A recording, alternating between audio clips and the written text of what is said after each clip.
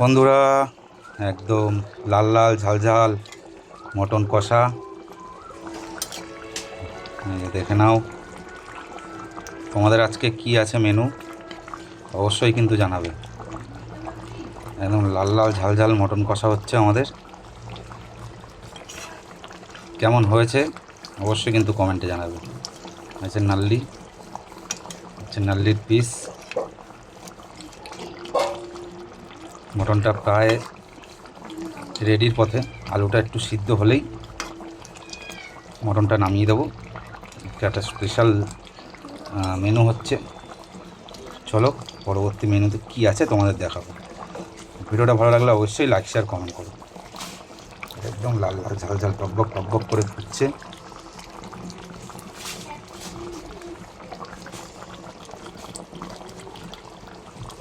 দেখো দেখো দেখো, ও